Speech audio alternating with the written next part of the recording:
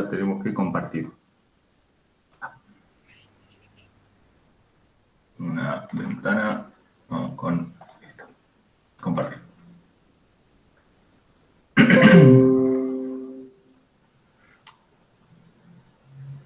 Bueno, este es el posteo que teníamos, que habíamos hecho en el Classroom.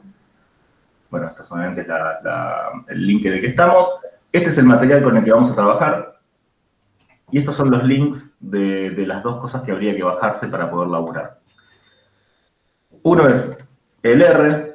No sé si esto es lo que te pudiste instalar cuando viene acá. Acá se elige el download R for Windows, o esto depende del sistema operativo. R, y entiendo que pasa lo mismo en Python y este tipo de lenguajes, son muy dependientes de los sistemas, o sea que si bien por lo general está todas las librerías, todas las cosas está publicado para distintos entornos, nada. Vamos a ir viendo de que podemos encontrar 1000 millones de errores y que esos errores van a ser muy difíciles de reproducirlos, porque lo que le pasa a un entorno particular con un sistema operativo particular, con cierta configuración particular, es muy difícil de reproducir en otros escenarios. Entonces, nada, tenemos ese drama. Con este uno se baja el lenguaje. Esto lo que te instala es el motor, o sea, es el motor que es capaz de interpretar un lenguaje. Una vez que ustedes instalan esto, lo que van a tener es este programa, que ahora lo comparto en pantalla, un cachito, que es la consola de R.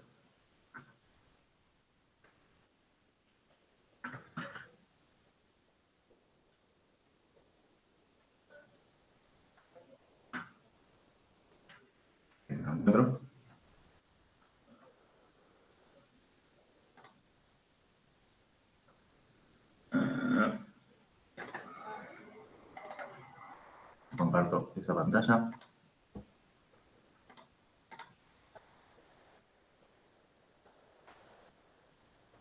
Esta de acá.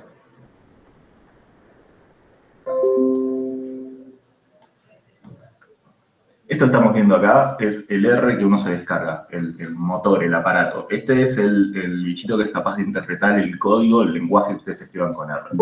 Y esto que tenemos acá es la consola de R. Uno acá podría tirar comandos de R, que en este caso vamos a poner algo bastante simple, 2 más 2, con el resultado 4. Esta consola es extremadamente incómoda, porque esto te supondría que vos escribas comando tras comando acá. Y esto es un garrón, porque acá no puedes ir viendo los objetos que creás, no puedes ver gráficos, es un garrón. Nadie jamás en la vida usa este entorno para laburar. Lo que todos hacemos es usar RStudio. RStudio es el otro programa que yo les había pasado acá el link.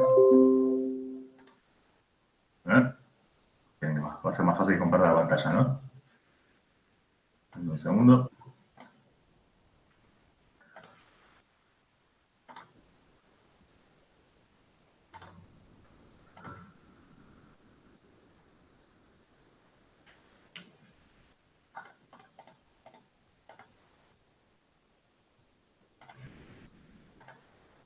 Esto.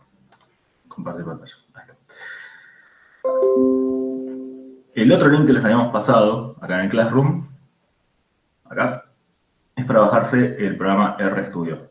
El RStudio es la interfaz con la que por lo general todo el mundo labura o que yo les recomiendo para los que estén empezando. No es la única interfaz. Podemos ejecutar R de distintas maneras. Podemos instalarnos, por ejemplo, a través de un par de plugins con el Visual Code, que es un programa, un entorno de programación muy usado. O podemos buscar alguna solución en la nube. Hay un RStudio en la nube que es igual al RStudio normal. Así que si en algún momento tienen algún problema de instalación de R y quieren probar algo de todo lo que vamos haciendo, lo pueden hacer en la nube. Simplemente se registran una cuenta gratuita en RStudio Cloud y eso les va a dar les va a dar el mismo entorno del R, solamente en formato web, y les va a dar un motorcito, o sea, una compu, les va a asignar un pedacito de compu con los recursos suficientes como para correr las cosas que vamos a ver en este tutorial. Después hay otras formas de correr R, hay otros lugares en los cuales ustedes pueden conseguir esta compu. Nosotros ahí en el tutorial le habíamos puesto también el link a Google Colab, pero Google Colab ya no tiene más soporte a R. Antes vos podías entrar y elegías si querías laburar con Python o con R, eso ya no se puede hacer más. Ahora Python está por default y entiendo que no, digo, ahí tienen en la documentación pusieron un, nos encanta R y esperamos el día de mañana poder abrir a ese lenguaje, pero no suena muy promisorio. Cuando uno se baja este programa lo que va a hacer es buscar, va a detectar cuál es la última versión, o te la va a dar a elegir, cuál es la última versión de R que vos tengas instalado, o sea, del motor, y lo que va a hacer es, se va a servir como una especie de intermedio entre vos y el lenguaje. Por lo que decía la compañera, se pudo instalar esto, pero no se pudo instalar, la perdí, viste igual. Se pudo instalar esto, pero no se pudo instalar este otro. No sé exactamente qué problema habrás tenido, yo quería intentar si podés con la otra versión que sea para tu sistema operativo. Una vez que ustedes se instalan las dos cosas, Perfecto. tienen esto. Este es el famoso RStudio. No sé si lo llegan a ver bien ahí, si no le pongo un poco más de zoom. ¿Sí? Joya. Como todos los programas, tenemos acá el menucito de file, en el cual podemos tirar un nuevo proyecto. Sigue compartiendo la pantalla anterior, profe. O por lo menos yo veo la página web de... ¿Sí? No, me parece que por ahí no te está... Puede ser, sí. Sí, yo veo lo último. El RStudio. Sí, el RStudio. Bueno, entonces un cachito a ver si te actualiza. Bueno, esto que estamos viendo acá es el RStudio. Como todos, tienen la posibilidad de arrancar por file para crear nuevos archivos o un nuevo proyecto. Un proyecto básicamente es un conjunto de archivos, eso bastante obvio.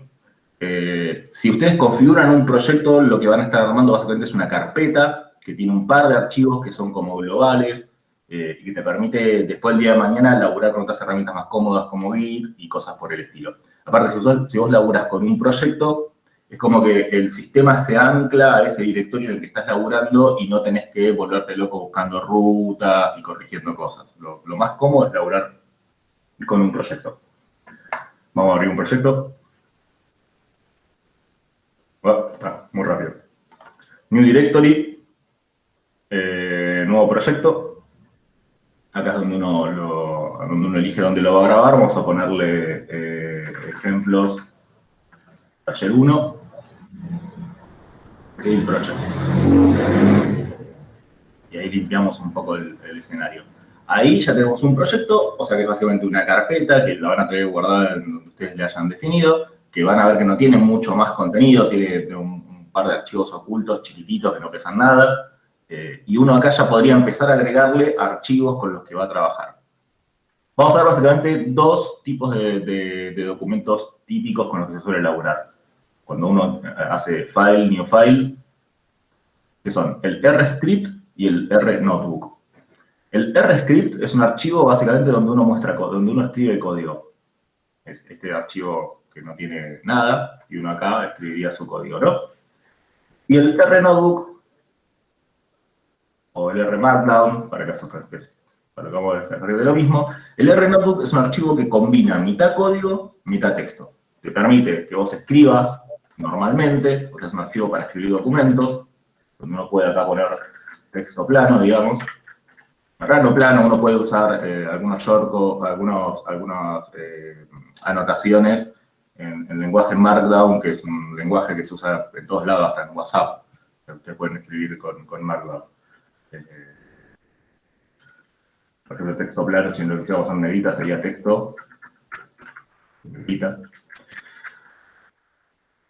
Y acá te permite meter estos pedacitos, y en estos pedacitos es donde uno puede poner código que se ejecuta.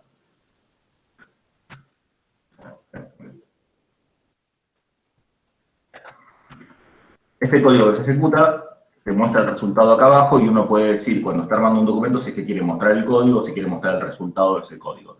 La idea de elaborar así, o sea, con este Markdown, es la forma más cómoda de escribir Es la forma más cómoda de escribir un documento. Digo, esto ustedes después lo pueden exportar muy fácilmente a Word, por ejemplo, si es que están escribiendo un artículo, un reporte, una ponencia, lo que sea. Ctrl-Shift-K te exporta lo que hiciste, que es lo que estamos viendo acá. ¿Ven? Este es el título que lo toma de acá, este es el texto plano, y este es el pedacito de código, y este es el resultado. Yo podría haber escondido el pedacito de código y mostrar el resultado. Esto les permite a ustedes ir intercalando texto, código, texto, código, texto, código. Ahora bien, esto, para empezar a mostrar los resultados acá abajo del código que uno ejecuta, puede ser medio confuso, así que yo les sugiero que hoy laburemos con esto, que es la parte del script. O sea, nosotros vamos a estar escribiendo el código acá, y el código que nosotros escribamos acá lo vamos a ir ejecutando en la consola. Este programa, por lo general, aparte uno puede como elegir cuáles son los paneles que está viendo. Por lo general tenemos el source, que es donde va el código. Tenemos una consola, que esto es lo mismo que si yo hubiera abierto el R antes, o sea, la consola que yo les mostraba de R. Uno acá podría ejecutar código, 2 más 2. Las cosas que uno ejecuta, o sea, cuando uno escribe el código en esta ventanita de source, y después puede ir, por ejemplo, ejecutando línea por línea o algo por el estilo, las cosas que uno ejecute acá, las vamos a ir viendo acá, en la parte de la consola. A no ser que sean gráficos, y eso lo vamos a ver después, tiene su propio visor. Source, consola, y después lo otro que tenemos acá abajo son visores. Esto puede variar, esto lo acomodan ustedes, por ahí puede ser que este panel lo tengan abajo del source, eso se arregla acá. Esta especie de planchita de ravioles que tenemos acá arriba te permite a vos elegir, por ejemplo, acá venís al panel layout y vos podés elegir, bueno, a ver, quiero de este costado de la consola, quiero de este costado del código. Yo por una cuestión de comodidad siempre tengo más código de este lado, y de este lado por ver los resultados rápido con lo que estoy elaborando. Acá abajo vamos a tener otras cosas, como por ejemplo tenemos un environment. Esto es un listado de objetos en memoria, de variables, de tablas, de cosas con las que estamos elaborando, lo cual es muy cómodo porque ustedes, a medida que nosotros vayamos tirando código, lo que vamos a estar haciendo es transformando objetos en memoria. Entonces esto te permite poder ver, bueno, qué objetos creaste, qué estructura tienen, qué dimensión tienen, y en muchos casos te permite abrir un visor particular que te deje ver ese objeto. Por ejemplo, si estamos trabajando con una tabla, un visor que nos abra una tabla dentro del R para que no tengamos que exportar e ir a Excel a ver qué onda con lo que estamos elaborando. Entonces, esto es básicamente los pedacitos con los que vamos a elaborar. Y acá vamos a ver que tenemos, bueno, obviamente si necesitamos referenciar o importar, esto tiene una herramienta de importación muy copada. O sea, uno podría importar rápidamente un CSV, un Excel, cosas de SPSS y meterlas rápido en el entorno. Esta también es otra herramienta de R. Y acá tenemos un visor de gráficos y tenemos un listado de paquetes. Ahora, digo esto, lo de los paquetes, tenganlo en mente porque ahora es una de las primeras cosas que vamos a vernos. Otra cosa que tiene el RStudio integrado es una ayuda, y ayuda que sirve, por ejemplo, para, vamos a tener un código, un comando, digo, glimpse, le damos F1, ayuda que, por ejemplo, uno puede buscar lo que sea que está tipeando y viene y te muestra, mira, esa función la tenés instalada, por ejemplo, acá y acá, y esto te permite abrir la ayuda directamente como para tener una idea con lo que estás laburando. Bueno, Control R nos limpia la consola para los que les gusta arrancar de cero. ¿Qué es lo que vamos a hacer hoy con este programa? Vamos a estar siguiendo este tutorial que tenemos acá, que es el tutorial con el que nosotros estamos dando un curso con el compañero Tuku.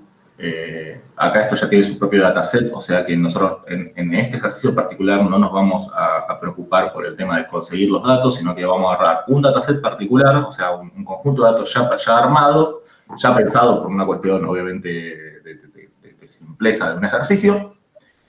Y la idea de esto es que nosotros veamos cómo a partir de un dataset podemos hacer una exploración, o sea, podemos familiarizarnos con ese dataset, con la estructura que tiene, y poder transformar un par de datos o poder hacer un par de operaciones que nos permitan responder a alguna pregunta. Particularmente este dataset que nosotros tenemos acá, y que ahora vamos a cargar, es resultado de una encuesta que hicimos, elaborando con la perspectiva de las representaciones sociales, que es una teoría de psicología social, que está como pensada para elaborar, entre otras cosas, las ideas de sentido común. Una de sus variantes, una variante medio quanti, sugiere que uno podría elaborar ideas del sentido común a través de una técnica de evocación de palabras, es decir, preguntándole al entrevistado, al participante, de algo tan simple como, bueno, te pido que me digas 5 palabras que te vienen a la mente cuando te digo, por ejemplo, Big Data. Y esas 5 palabras uno las podría ordenar y procesar y con eso dar cuenta de una especie de sentido común. El dataset con el que vamos a elaborar surge de ese tipo de encuestas. Entonces, básicamente, lo que nosotros vamos a tener es un dataset que tiene un conjunto de palabras. Particularmente nosotros a las personas que participaron de esta encuesta le pedimos que, aparte de decirnos 5 palabras que les venían a la mente con Big Data, inteligencia artificial, habían varios estímulos, digamos, le pedimos también que nos diga cuánto valoraba esa idea que acaba de introducir. O sea, le dábamos la palabrita y un slider en el que la persona podía decir, bueno, esta es una idea que me parece muy negativa, una idea que me resulta más negativa. ¿Por qué? Porque básicamente, como estamos elaborando con palabras sueltas, nos interesaba tener una dimensión un poco más valorativa también. Después, bueno, venían otras preguntas, pero bueno, el dato con el que vamos a estar elaborando hoy es eso, es un dataset con un conjunto de palabras que tiene asociadas una valoración. Esto nos va a permitir, por ejemplo, a ver, vamos a buscar un par de preguntas que nos podemos hacer. Están acá abajo, acá, por ejemplo. ¿Cuáles son las palabras más frecuentes que se suelen decir cuando la gente piensa en Big Data? ¿Cuáles son las palabras con valoraciones más extremas? ¿Y cuáles son las palabras que se evocan más rápido?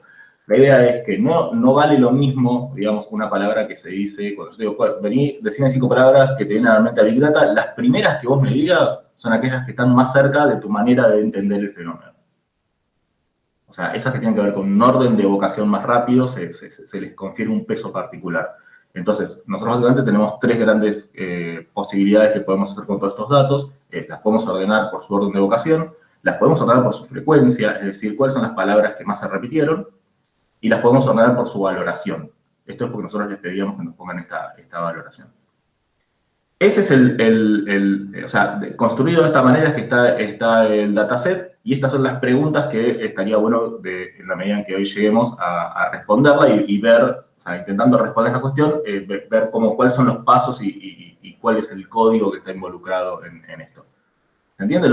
Estoy bastante dormido, gente, así que díganme si lo que estoy diciendo no tiene el menor sentido. Bien, clarísimo. Por lo menos yo lo entiendo. Joya.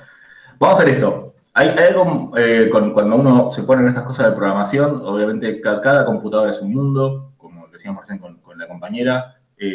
Vamos a elaborar con librerías, con paquetes, que son cosas que nosotros le adicionamos al lenguaje, que están por general creadas por una comunidad de gente que usa R.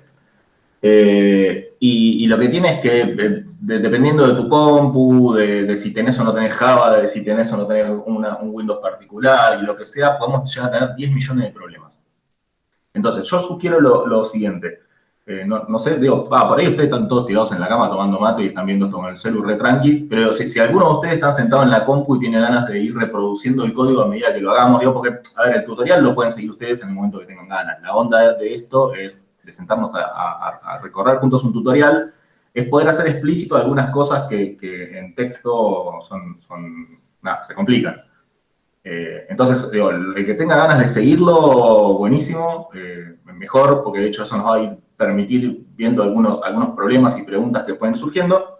Lo que sí les advierto, no podemos parar por cada error, porque los errores probablemente sean, a no ser que alguien le haya pifiado en el código, en lo que estaba escribiendo o algo por el estilo, o que se haya perdido en algo y quedó ahí medio en la nebulosa. Por lo general, los errores suelen ser muy personales de cada instalación. Entonces, los invito a ustedes que en la medida de lo posible vayan haciendo el mismo código que vamos tirando nosotros. Si tienen algún error, tírenlo en el chat. Vamos a ir haciendo pausas para ver qué onda. Pero y de última, cuando hagamos un recreo, porque vamos a meter recreos, pues la idea es si llegamos a meter todo esto hasta las 12:30, 1, obviamente necesitamos recreos en el medio. Si quieren algún recreo, después vemos particularmente dónde surge el error. Pero digo, para no detener la exposición y quedemos todos colgados en un problema que pueda llegar a tener futuro. ¿Parece? Bueno, muy bien. Me olvidé de decir un poco cuál era la agenda del día de hoy. La agenda del día de hoy era empezar a meternos un poco en el mundo R y entender este programa y familiarizarnos un poco con el RStudio. La idea también es empezar a entender una noción que me parece que es central, que es la noción de estructura de datos, que es como la parte más abstracta de todo esto.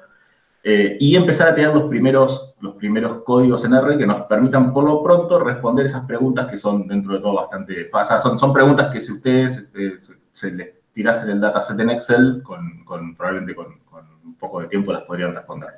Entonces, ese es el coso. Y después, una vez que lleguemos a eso, la idea sería parar un poco la pelota. Si llegamos a meter gráficos en esto, estaría todavía mucho mejor.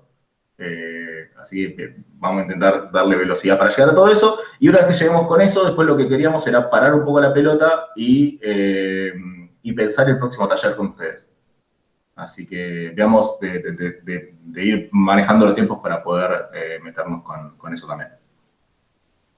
Bueno, dicho esto, arrancamos. Vamos a esta parte, la primera parte que tiene que ver con cargar datos y recursos. Nosotros acá tenemos el RLR, es el SSL4 que viene con un montón de funciones ya armadas de base. Pero hay mucha gente que el R tiene una comunidad y una comunidad académica muy copada, o sea, una comunidad de usuarios muy copada y una comunidad de usuarios que muchos de ellos tienen una pata académica. Entonces, para nosotros que venimos para los que venimos de una carrera, digo, hay un mundo de códigos y valores, digamos, que por ahí compartimos. Como por ejemplo, entendemos que muchas de estas cosas tienen que pasar por publicaciones y bla, bla, bla. Entendemos también que en una comunidad académica todos venimos de lugares distintos, entonces lo bueno que tiene esa comunidad es que no es una comunidad cerrada, es muy receptiva, comparte mucho, digo, hay mucho de armar recursos y ponerlos disponibles, hay mucha gente que se junta a estudiar desde cero juntos, así que nada, está buenísimo. Y esa comunidad, aparte de lo que tiene de copado, es que genera paquetes. Paquetes son pedacitos de códigos, como vamos a ver más adelante lo que es una función. Bueno, paquetes son conjuntos de funciones y pedacitos de códigos que están armados ya por alguien y que están puestos a disposición para simplificarte la vida. Los paquetes son cosas que uno se instala, son pedacitos de código que uno se instala, por lo general bajándolos de un directorio centralizado que tiene R, que es el CRAN, y que uno los guarda en su computadora. Hay una carpeta particular en la instalación de R en la cual uno va guardando los distintos paquetes. Esos paquetes después uno los puede cargar en memoria para poder usar las funciones específicas de esos paquetes. Nosotros vamos a laburar en este tutorial con un paquete que es este, el tidyverse. El tidyverse es un paquete con paquetes, o sea, un conjunto de paquetes que te permite, entre otras cosas, manipular datos y objetos, y que te permite elaborar con una sintaxis particular. Para instalar paquetes, usamos este comando. Install.packages y entre comillas, el nombre del paquete, tidyverse. Esto de vuelta, código, consola, yo estoy señalando con el dedo como ustedes puedan ver lo que estoy haciendo. Código, ahí va con el mouse. Código, consola. Acá, este es el código, o sea, este es el pedazo de instrucción con el cual nosotros le decimos instalar paquete. Lo que yo acabo de hacer es control enter, que es el equivalente a run. Cuando yo le digo run, básicamente, este pedazo de código que yo estoy corriendo, como ven, se copia en la consola y se ejecuta. Acá, agarró este pedacito de código, lo pegó acá, que es esto que tenemos acá en violeta, y esto que estamos viendo acá abajo es el mensaje que surge de haber corrido esto. Que básicamente lo que hizo fue, acá me guardó por acá me guardó el paquete, acá bajó el paquete, acá lo guardó usando esta instalación, y ese paquete lo descargó de acá, del CRAN Studio, del CRAN, digo, que es este repositorio de cosas de R, donde, entre otras cosas, se bajaron el lenguaje, y ya lo instaló. O sea, esto ya lo tengo en la computadora. Ahora lo otro que me queda para poder usarlo es usar esta otra instrucción, que se llama library. Library tidyverse. Lo entre para ejecutarlo. Esto lo carga en memoria. Ahí lo cargo en memoria y acá por lo general casi todas las veces que ustedes tienen el texto pueden llegar a encontrar mensajes. Por ejemplo, si encontramos un error lo vamos a ver acá, pero en este caso simplemente nos está avisando de que este paquete, que es un conjunto de paquetes, ya llamó el paquete ggplot2, que se usa para hacer gráficos, tibble, que maneja un cierto tipo de datos, etc. Reader, que acá ustedes lo van a ver en el tutorial, es este reader, pero no es necesario porque ya viene con tidyverse, que usa para poder leer fuentes de datos, o sea, para leer en Excel, por ejemplo. Entonces, instalamos los paquetes para tenerlos en la computadora, pero los cargamos con library cuando los querramos ejecutar. ¿Por qué? Porque los paquetes también son pedazos de código que ocupan espacio, ocupan memoria, entonces no vamos y te modifican la cantidad de funciones que tenés disponibles, o puede significar que dos paquetes tengan la misma función y se pisen. Entonces la onda es, ustedes los instalan, pero los cargan en el momento en que los van a usar. Habiendo corrido el library tidyverse, o sea, habiendo cargado en memoria el tidyverse, nosotros tenemos ahora a nuestra disposición un montón de comandos y funciones que vienen con este paquete. Entre ellos, el paquete reader. Esta es una notación que significa paquete, dos puntos, nos permite entrar en ese paquete, y estas son las funciones que vienen empaquetadas adentro del reader. Funciones son pedacitos de código que se ejecutan paso por paso, a los cuales nosotros le damos un input y que por lo general nos devuelve un output. Particularmente acá vamos a usar una función que se llama read-csv.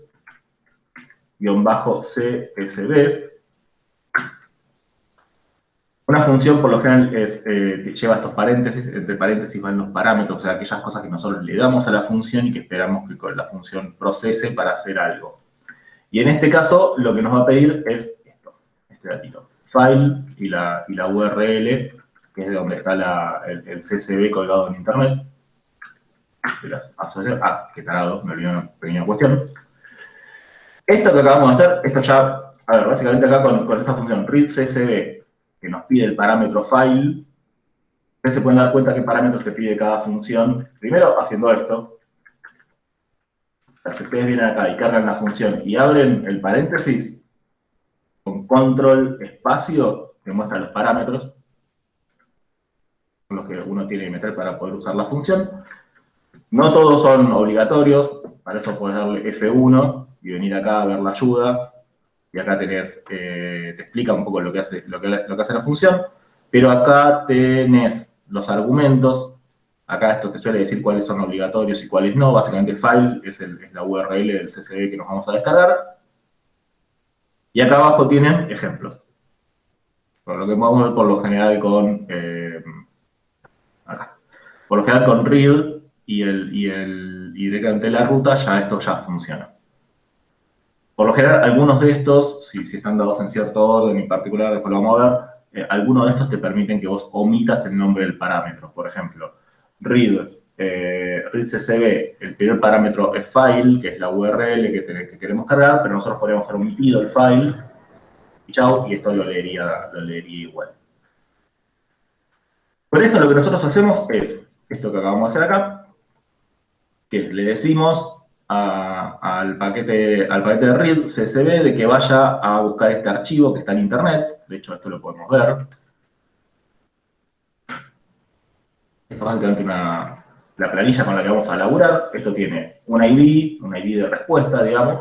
Tiene una palabra, esta es la palabra que nos dio la persona. O sea, a la persona le preguntamos 5 palabras que tenían que ver con Big Data, y la primera persona que respondió nos dijo información, análisis, investigación, comercial y filtración. Después le pedimos nosotros anotamos el orden en el que la persona introdujo esas palabras. Esta es la primera palabra, la segunda, la tercera, la cuarta, la quinta. Y después le pedimos una valoración que está escalado en -5 y +5, creo. -5 las que son negativas y +5 las que son hacen más positivas. Entonces esta persona que dice que la información es la primera palabra que se le viene a la cabeza y que es algo que valora muchísimo. A diferencia, por ejemplo, de filtración, que es la última palabra que se le viene a la cabeza, pero que le puso como que la valora -5. O sea, como una idea muy negativa la de la filtración. Este es un formato tipo CSV, que es como un Excel, que se puede leer como texto plano. Bueno, entonces acá lo que le hicimos al reader es que vaya a buscar ese archivo, que lo lea, acá el reader entendió incluso qué tipo de columnas son las que nos están dando, o sea, que hay columnas, algunas que son de tipo texto, a eso se refiere con call character, y algunas son de tipo numérico, a eso se refiere con call double. Y lo que vamos a hacer con todo esto, o sea, nosotros acá ya lo ejecutamos y nos lo mostró en pantalla, nos está mostrando acá las primeras filas de ese dataset. Lo que vamos a hacer es pedirle que nos lo guarde en un objeto en memoria. Este objeto lo vamos a llamar asociaciones. Cuando nosotros queremos asignar algo a memoria, o asignar algo a un objeto que se guarda en la memoria, lo que hacemos es le ponemos un nombre y le decimos tíralo allá, con esta flechita que van a ver. Entonces, recuerden que acá tenemos el entorno. Estos son los objetos que están guardados en memoria. Si nosotros corremos este pedacito ahora, lo que vamos a ver es que tenemos nuestro primer objeto guardado en memoria, que es el objeto llamado asociaciones, que tiene 1007 observaciones, o sea, tiene 1007 filas con 4 variables, o sea, 4 columnas, que es un objeto tabular, o sea, es una tabla, que la podemos chusmear haciendo clic con este botoncito. Esto nos permite verlo acá dentro del R, en formato tabla. Esto nos permite buscar, nos permite ordenar, etcétera, etcétera, etcétera. ¿Hasta acá todo bien? ¿Sí? Sí, preguntas, quejas, comentarios, sugerencias, lo que quieran, ¿eh? Incluso si tienen los errores, vayan tirando o vayan diciéndolos. Como les decía, buscamos el mejor momento después para intentar resolverlo. Bueno, creo que voy a grabar este archivo para que no...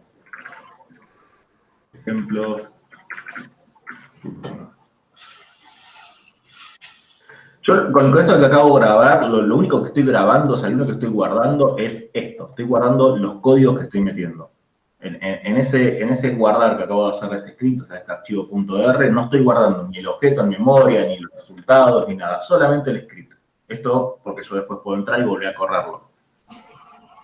Si yo quiero agarrar un pedazo de código y comentarlo, es decir, convertirlo en un pedazo de texto que no se ejecuta, para eso usamos este simbolito, el hashtag o parrilla.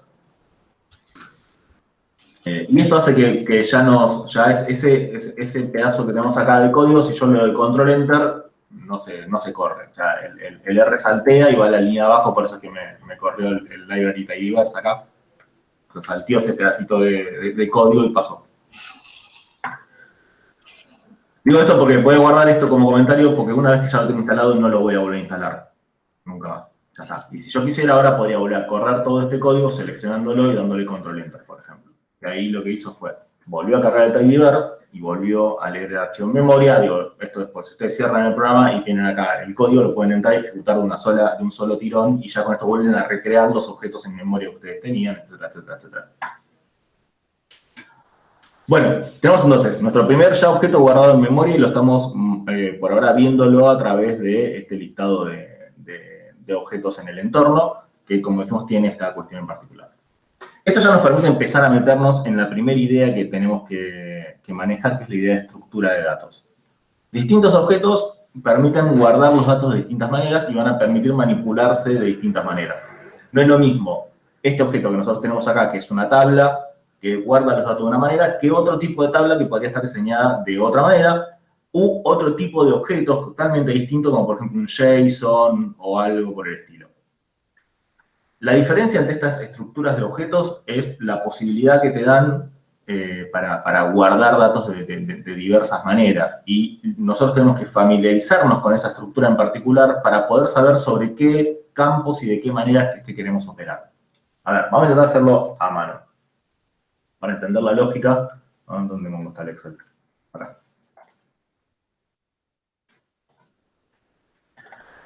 A ver. Acá tenemos un Excel, tendré un poco de zoom.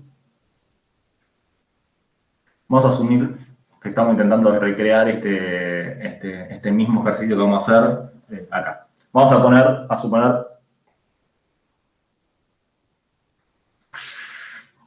A ver, alguien me dice 3 palabras que le vengan a la mente cuando piensa en Big Data. Vamos al mismo ejemplo. No, un embole. 3 palabras que le vienen a la mente cuando piensan en coronavirus. A ver, dale. ¿Quién se copa? pandemia,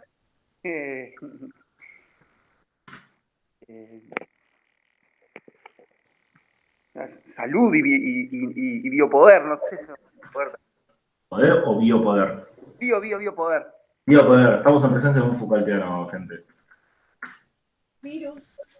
Bueno, uno podría suponer, por ejemplo, podría anotar estos datos que nos acaba de decir Seba de esta manera, y esto podría ser, digo, si estuviéramos armando una tabla común y corriente, palabra 1, palabra 2, palabra 3, y esto es una estructura de datos. Vamos a pedirle otras palabras a, no sé, cualquiera que tenga ganas de abrir el micrófono un cachito. También sobre coronavirus.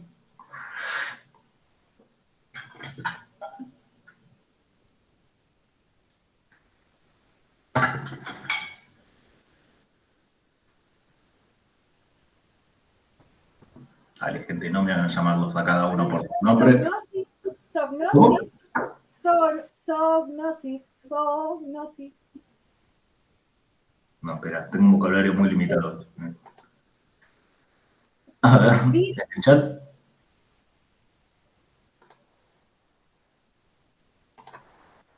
Ah, bueno, perdón, ¿qué palabra me decías? Zoognosis con Z. Zoognosis. Ah, ¿sí? No, sin G. Zoognosis. ¿Sí? Eso, fenomenal. ¿Qué significa? Digamos, es el virus del animal que pasa al humano. Ok. Te pido 2 palabras más.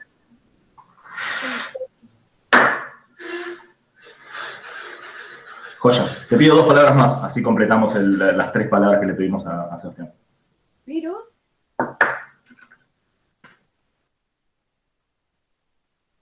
¿Qué más? Pandemia. No importa si la dijeron. Es la idea, digo, vos no estarías viendo las palabras de tu compañero. Vamos con pandemia. Sí. Pandemia. Pandemia. Bueno, una más, así ya podemos por lo menos, a ver, alguien que hagan de cuenta que no vieron las respuestas de los compañeros. Bicho. Pandemia, igual. Pandemia. Miedo, inseguridad, inestabilidad. Inestabilidad. Perfecto. Bueno, esta es una estructura, esta podría ser nuestro dataset. Y la idea de estructura de datos es entender que esto está repartido, por ejemplo, que tiene para cada palabra una columna. Si nosotros quisiéramos calcular cuál es la palabra que más se dijo, ¿cómo lo podríamos hacer? Y hacer una frecuencia. Exacto, uno podría agarrar y listar cada una de estas palabras y contar la cantidad de veces que aparecen. Pero eso sería, piénsenlo, entrar acá y laburar con la columna palabra 1, después venir acá y laburar con la columna palabra 2, y después venir acá y laburar con la columna palabra 3. O sea, este tipo de estructura nos obliga a ir a laburar columna tras columna tras columna. Pensemos en una estructura alternativa que nos pueda decir el mismo dato, pero de otra manera. Por ejemplo, esto podría ser palabra, orden, perdón, a esta estructura le falta una columna, que es el ID de la respuesta. Esta es la primera persona que respondió, la segunda persona que respondió, la tercera persona que respondió. Una estructura alternativa podría ser esto. Desglosar estas columnas que tenemos acá en 3 columnas y decir, por ejemplo, el ID 1, o sea, la primera persona, para la primera palabra dijo pandemia y el orden fue 1.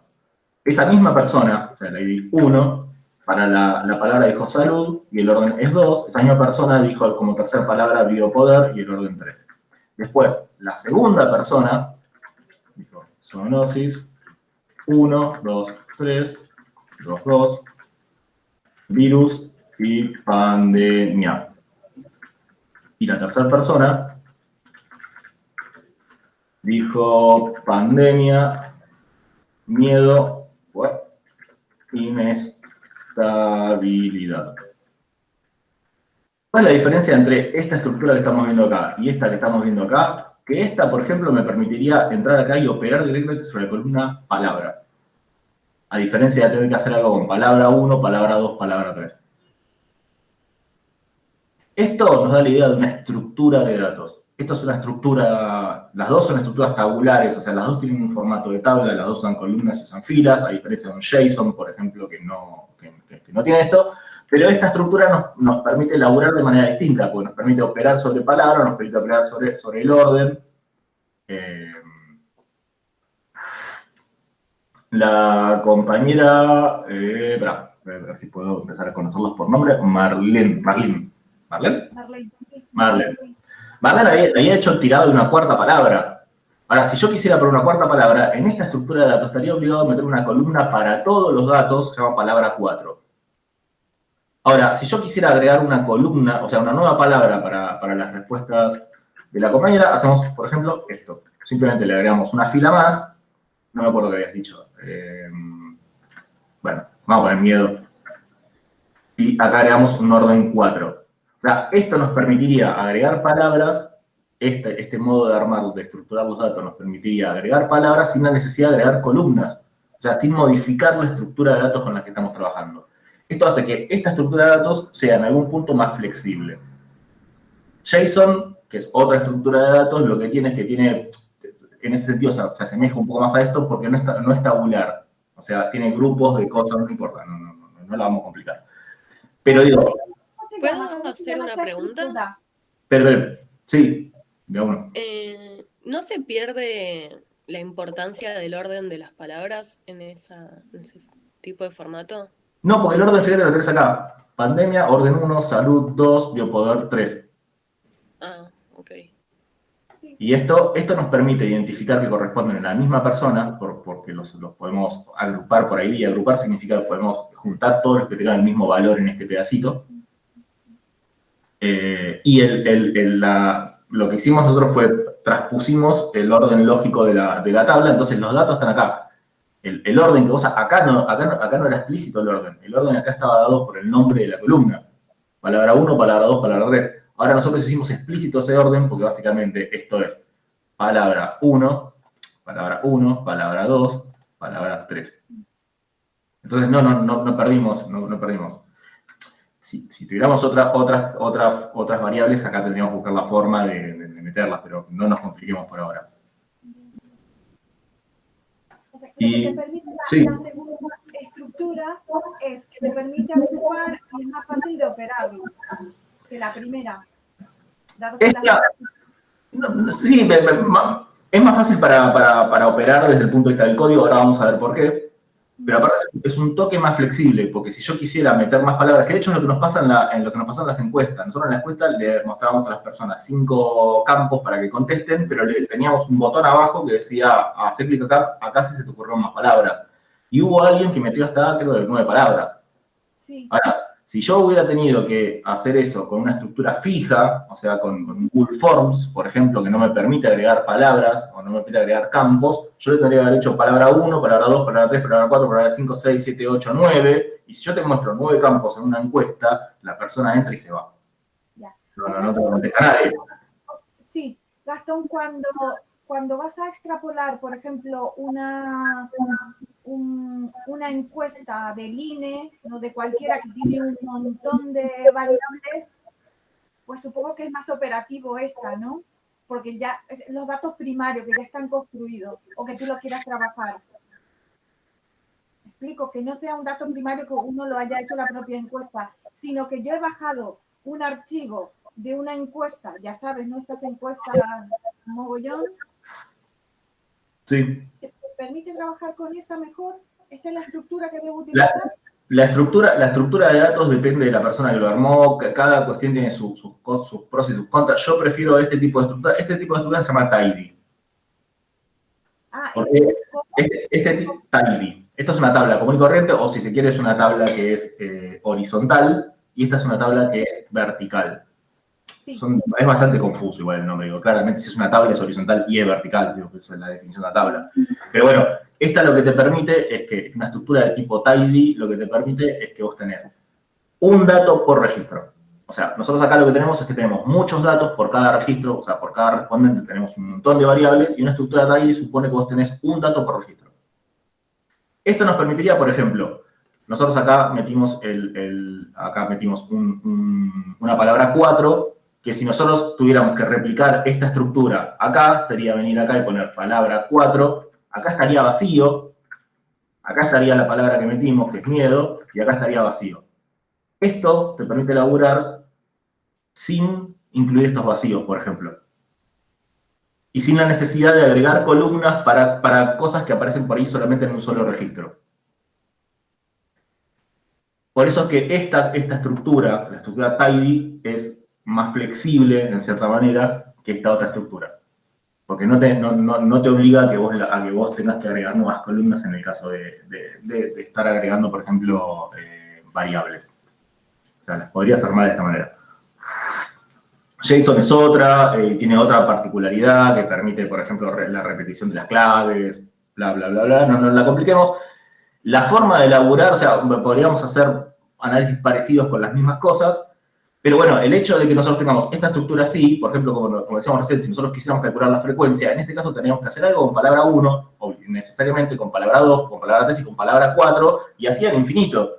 O sea, los que hayan laburado con la parte de sintaxis, por ejemplo, del SPSS, saben, o incluso con el SPSS vía mouse, digamos, saben que en algún momento tienen que sentarse y elegir variables y empiezan a tirar variables a una lista interminable. Los que trabajan con encuestas, por ejemplo, de personalidad, que algunas encuestas tienen como 150 ítems, en algún momento tienen que meter en un código o en un procesamiento 150 columnas.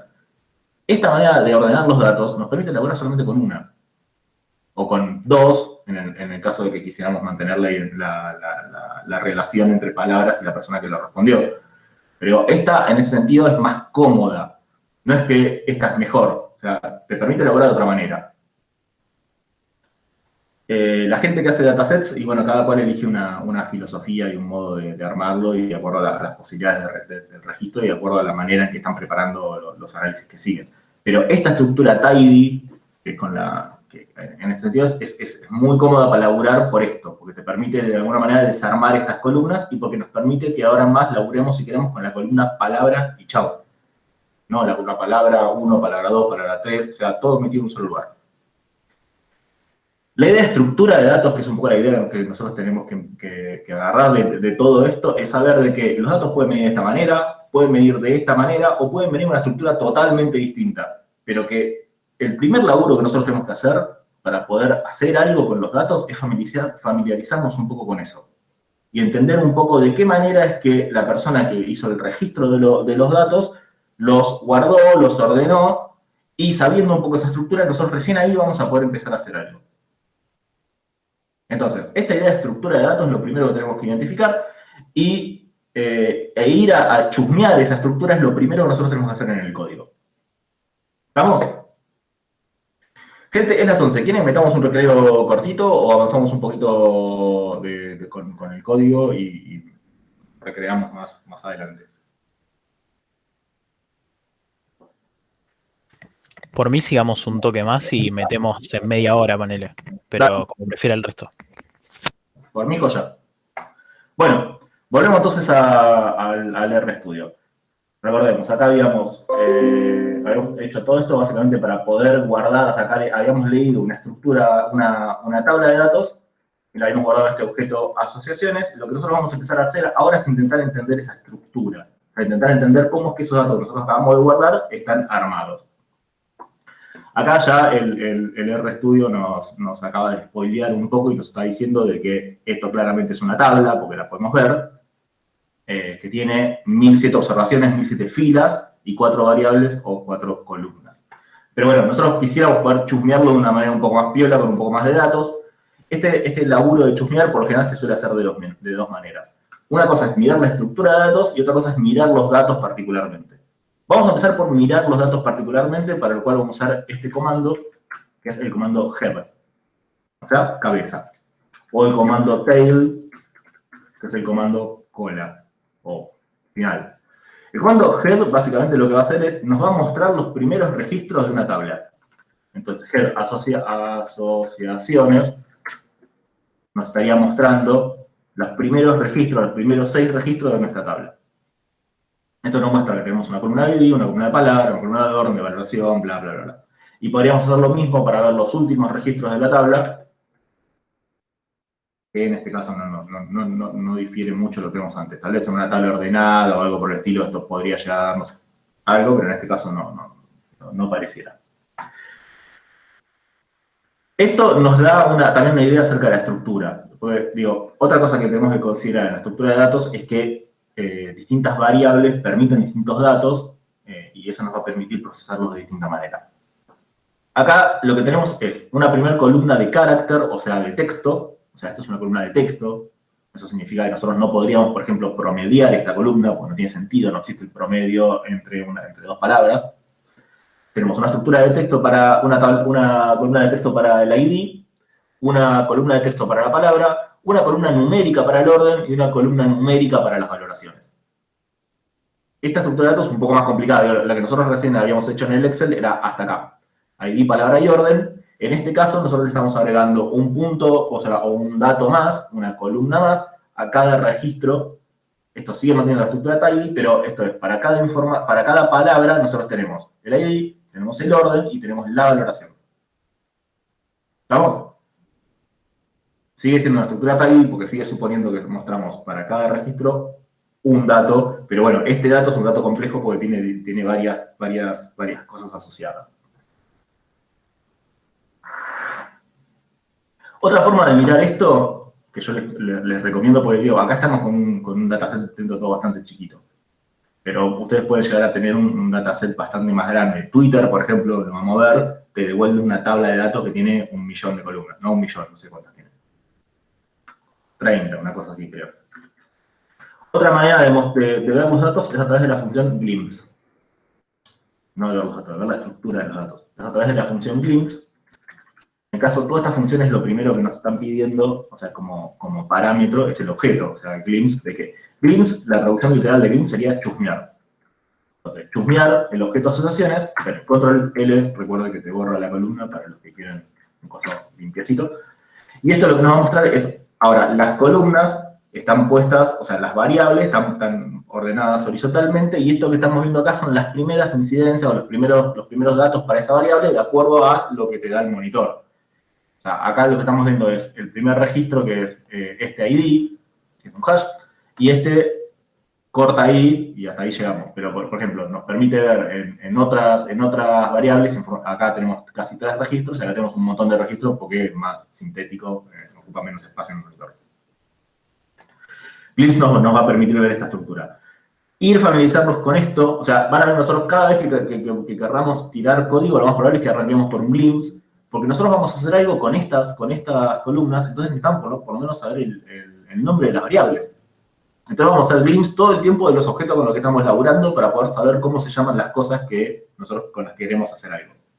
Sabemos que la tabla se llama asociaciones y sabemos que sus variables son ID, palabra, orden y valor. Y que si nosotros quisiéramos tomar toda una columna, como por ejemplo quisiéramos tomar toda la columna de palabras, nosotros haríamos foco, iríamos al objeto asociaciones y después iríamos a la columna palabras. Bueno, ahí lo voy cerrando. Ahí con esto de chumear, vamos a ver otra función más, que es summary. Esta es otra función que viene en el paquete básico de R, esto no sale en un paquete en particular. Summary lo que te permite es, a partir del tipo de variable, o sea, a partir del tipo de información que se guarda en cada columna, te va a mostrar algún tipo de información descriptiva. En las que son de texto, lo único que te va a decir es la cantidad de datos que tenés. O sea, ID y palabra, que eran columnas de texto o variables de texto, no tienen mucho para hacer más que decirnos, mira, hay 1707 objetos. Ahora, orden era una columna numérica. O sea, el orden era el orden de la persona en la que había introducido las palabras. 1, 2, 3, 4, 5, así hasta 14, por lo visto. Esto lo que está dando es una estadística descriptiva, o sea, una distribución, que nos dice que la media es de 3, que el promedio es de 3,6, acá está dividido en cuartiles, y que el número más alto que se pusieron de orden es 14. Es decir, que hubo una persona que metió hasta 14 asociaciones para la palabra Big Data.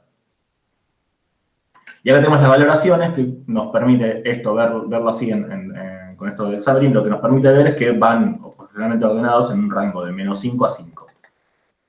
Y si vamos a buscar los puntos centrales, lo que vemos es que el dataset está un toque corrido, o sea, no es 0, es 1, es decir que casi todas las ideas que nos dijeron tienden a ser un cachito más positivas.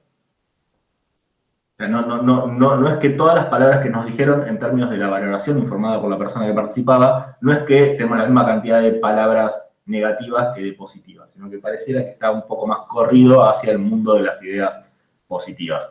Esto aparte variaba mucho por los estímulos. Nosotros proponíamos inteligencia artificial, big data, conocimiento, ciencia, y habían otras como inteligencia artificial, creo que andaba más o menos como esta, pero conocimiento y ciencia eran casi todas palabras copadas. A muy poca gente se le ocurría palabras negativas para algo como conocimiento o ciencia. Entonces, Gastón, te hago una pregunta. Sí. Con el tema de la población del estudio este, que entiendo que lo hiciste vos, ¿a quiénes encuestaban?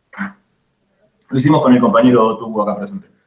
Encuestamos estudiantes, que si quieren después ahora les pego el link porque ya tienen armado un artículo que está en evaluación, y puede llegar a estar en evaluación los próximos 2 años. Armamos una ponencia con algunas cositas chiquititas. Esto era un estudio, la idea era comparar la representación social, o el sentido común de estudiantes de ciencias duras, ciencias blandas, etc. Para ver si entendemos los mismos desafíos a la hora del Big Data.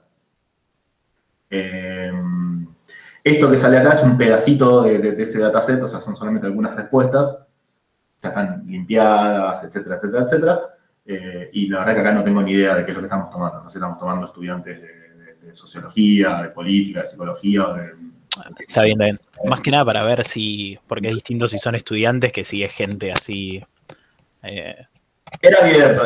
Nosotros dijimos estudiantes o graduados, medio que lo dejamos ahí medio dando vuelta, pero por un asunto, por una cuestión de edad, si eran graduados, eran graduados recientes. O sea, había muy poca gente grande que nos haya respondido a este tipo de cosas.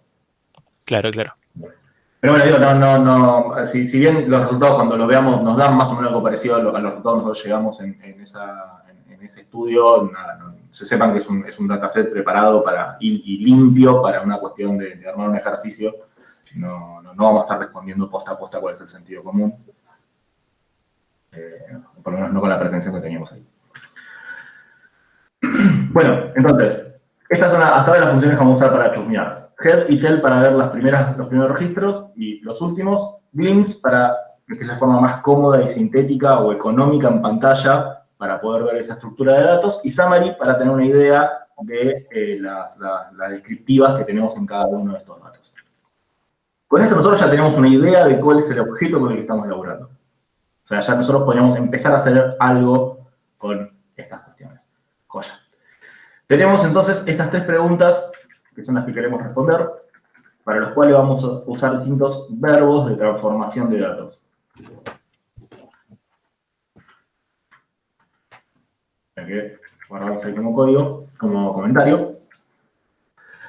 ¿Cuáles son las palabras más frecuentes? Después, ¿cuáles son las palabras con valoraciones más extremas? Y después, ¿cuáles son las palabras que se evocan más rápido? Estas son las 3 cosas que queremos responder. Vamos a ver la manera de poder escribir código usando una sintaxis particular. Acá cada cual escribe de la manera que tiene ganas, digamos, siguiendo una lógica. La sintaxis con la que nosotros vamos a seguir es la sintaxis que viene dada por un paquete particular que está dentro del tidyverse, que es el dplyr, que nos va a permitir usar básicamente un operador muy copado que es el pipe o tubo, que te permite escribir código de alguna manera al revés que como se suele escribir. O sea, los que conozcan algo de Python, si nosotros quisiéramos hacer algo con esto, por ejemplo, una operación, sabrían que sería algo así como ir a asociaciones, a la tabla de asociaciones, a la variable, por ejemplo, palabra, y acá hacer alguna operación, no tengo idea, estoy tirando fruta, o por ejemplo, no sé, que te los cuente, y después hacer un gráfico que bla, bla, esto es una locura. Cuando te das cuenta, acá metiste 10 millones de puntos, 10 millones de paréntesis, te volvés loco. Lo que tiene la posibilidad de escribir con esta otra sintaxis que nosotros vamos a ver es que nos va a permitir y esto incluso si es que nos quedamos en una sola función. Si nosotros quisiéramos esto encadenarlo en otras funciones como función loca2, empezarías a hacer cosas así y ahí se te empezaron a abrir y cerrar paréntesis y así es como, nada, la paciencia dura poquito así.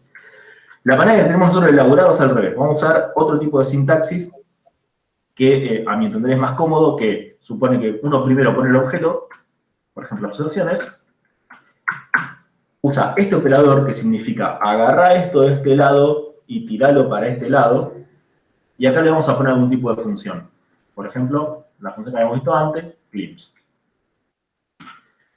¿Qué tiene de bueno esto? Tiene de bueno que de esta manera vos no pensás primero en la función que necesitas hacer, como por ejemplo acá yo sabía que iba a usar la función glimpse y después atraje el objeto, sino que te permite escribir código al revés.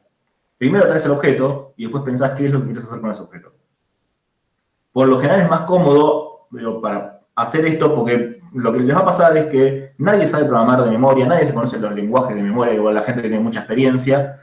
Les va a pasar que cuando ustedes empiezan a conocer distintos lenguajes, y que les interesa conocer distintos lenguajes, se les va a empezar a mezclar los lenguajes. Todo el mundo lo que quiere hacer lo suele buscar en Google, y chau. Entonces de esta manera me parece que uno arranca por las cosas que tiene acá guardadas en la memoria y después le va asignando la función, le va agregando las funciones y las cosas con las que quiere elaborar. Por eso es que prefiero esta sintaxis y me parece que es más cómoda para la gente que está arrancando. Acá, este es nuestro objeto y estas son las funciones. Nosotros vamos a usar funciones que nos permitan manipular este objeto. O sea, manipular o transformar este objeto, que significa básicamente que nosotros queremos, por ejemplo, hacer una operación. Por ejemplo, vamos a contar las palabras. Es decir, vamos a ver cuántas palabras hay de cada incidencia de palabra o cuál es la frecuencia de las palabras. Ese listado de verbos los tenemos acá. Son algunos de los verbos que vienen incluidos en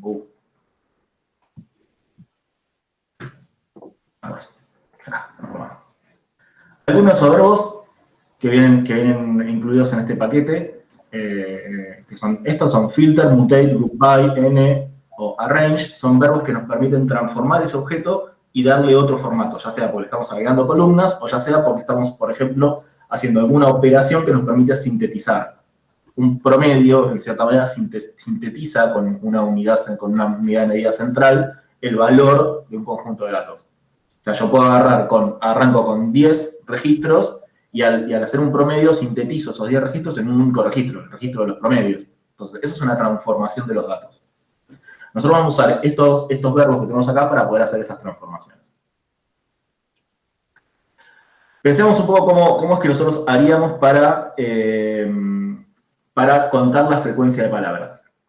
Nosotros podríamos, de vuelta, siempre arrancamos por chusmear el objeto. Vamos a agarrar el objeto de asociaciones.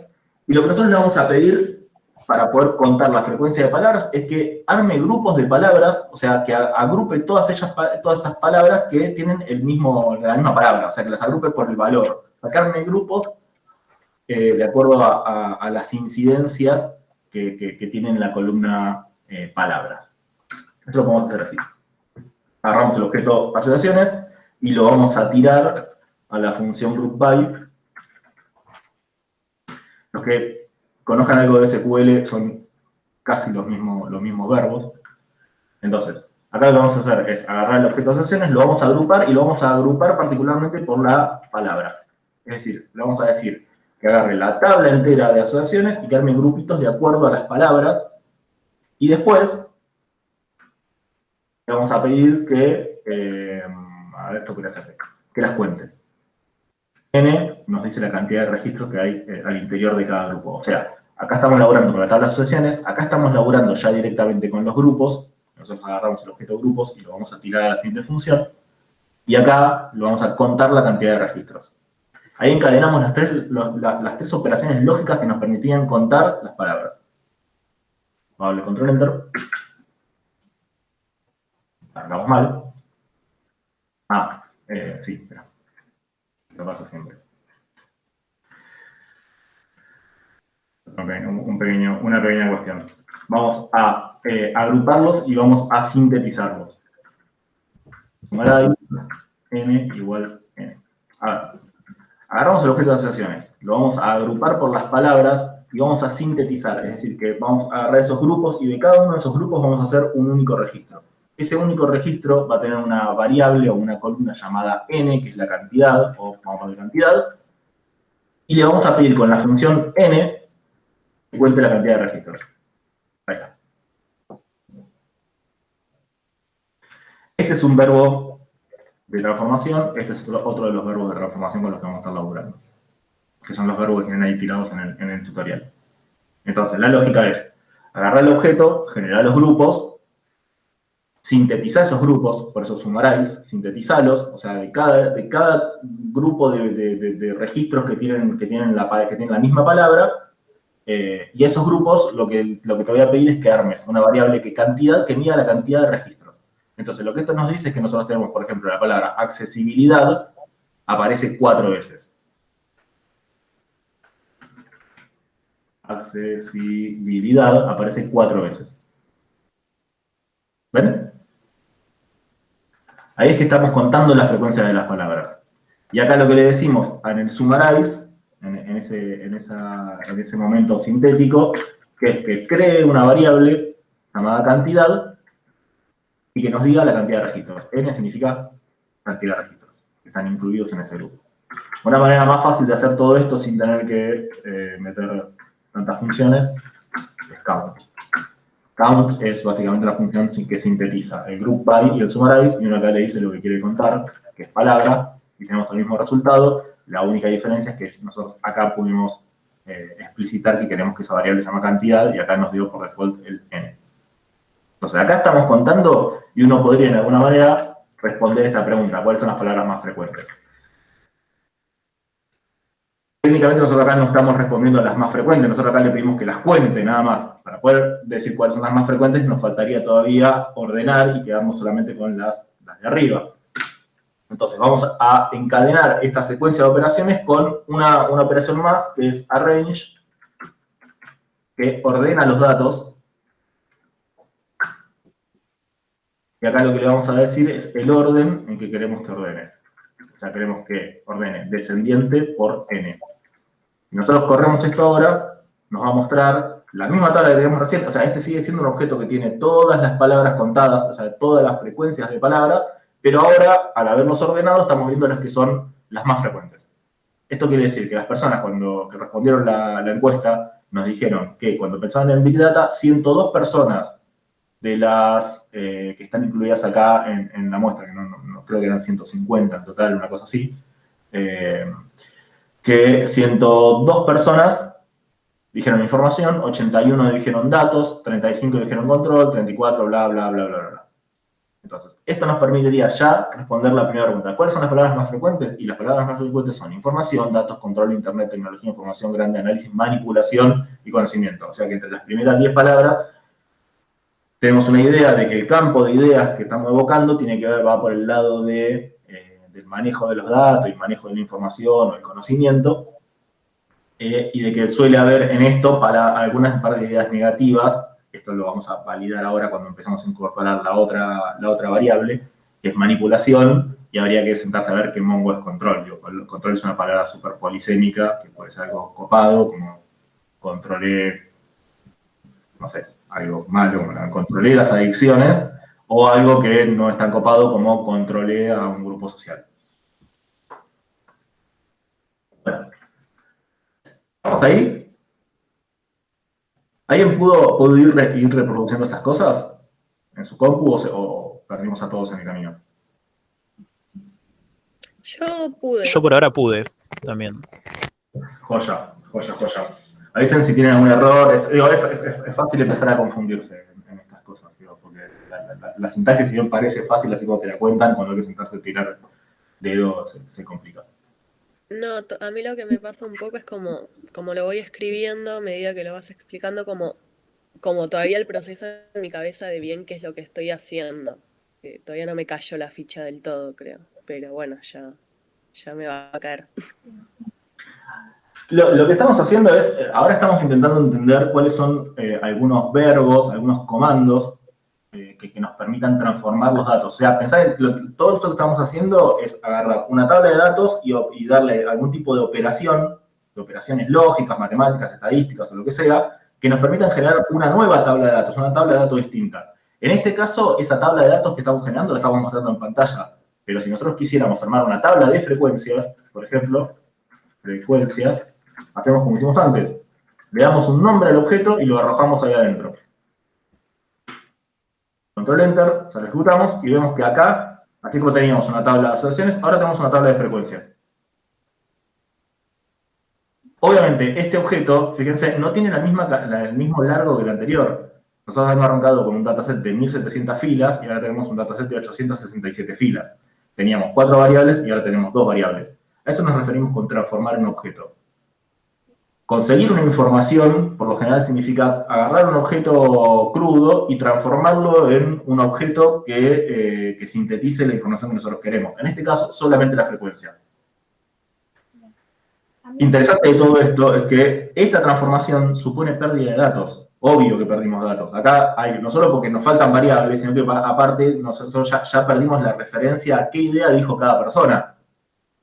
Pero bueno, digo, en cierta manera hacer una tabla de frecuencias es una simplificación de los datos. O sea, estamos sacando cosas para poder quedarnos con otras.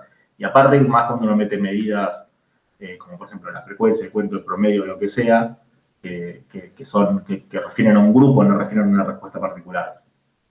Entonces, lo que estamos haciendo es agarrando objetos y los estamos transformando en objetos que de alguna manera nos den la información que nosotros queremos.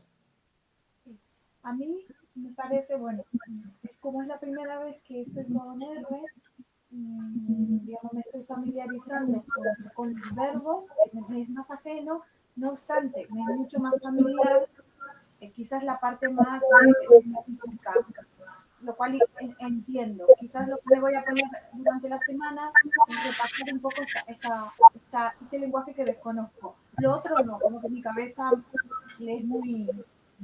Yo diría... frecuencia, contenido, o quizás la parte más descriptiva, estadística, mi cabeza entiende y que además es como que, ¿qué estamos buscando cuando estamos investigando, no? Si queremos, bueno, toda esa parte quizás no es muy familiar porque he trabajado en otro. Pero esto sí que, bueno, es la primera vez y bueno, voy tomando nota y bueno, se agradece, ¿no? Joya. Por la cuestión estadística no se caliente, digo, hoy no vamos a hacer más que contar. Sí, más que sumar y dividir algunas cositas, no, esto es todo lo que vamos a hacer. Promediar es la medida estadística más cheta que vamos a tirar hoy, ¿no? Así que nos vamos súper tranquilos. Esto que nosotros tenemos acá, que acá son como los verbos de transformación, o sea, son los comandos con los que vamos a estar laburando. Los comandos no se los sabe nadie de memoria. El primer comando que yo tiré ya me dio error. Digo, tuve que ir al tutorial para poder encadenar y era una operación tan simple como pedir un conteo. Nadie sabe los comandos de memoria. Lo que tenemos que entender es la lógica, y la lógica es agarramos objetos, los vamos a ir transformando, los vamos a ir analizando, los vamos a ir viendo, vamos a ir visualizando lo que hacemos, y por lo general vamos a ir limpiando los datos. Ese laburo de limpieza en este tutorial, como es el primero, está ya bastante precocido, entonces acá no hay limpieza necesariamente, acá hay puramente exploración. Pero la lógica de trabajo, por lo general, es uno agarra, explora la estructura de datos, se familiariza con la estructura de datos, sabe que puede elaborar, por ejemplo, con palabra, en este caso con el orden de la evocación, o sabe que está elaborando con un objeto particular que requiere un manejo particular, y ese momento, esa es la exploración. O sea, uno explora los datos para entender un poco cuál es la estructura del dato y para ver cuáles son los datos que están ahí adentro. Quiere saber si es que hay datos que están faltantes, tenemos datos en todos los registros, etcétera, etcétera, etcétera. Y después, bueno, uno transforma eso para darle el formato que mejor se adecue al tipo de cosas que uno quiere hacer con los datos. En este caso, conseguir datos sintéticos, porque nosotros estamos sintetizando con medidas estadísticas muy simples, el conteo, las palabras. Pero, por ejemplo, podríamos estar intentando armar un nuevo objeto para después con ese objeto tirárselo a un algoritmo de algo. No es el caso. Nosotros ahora lo que vamos a hacer es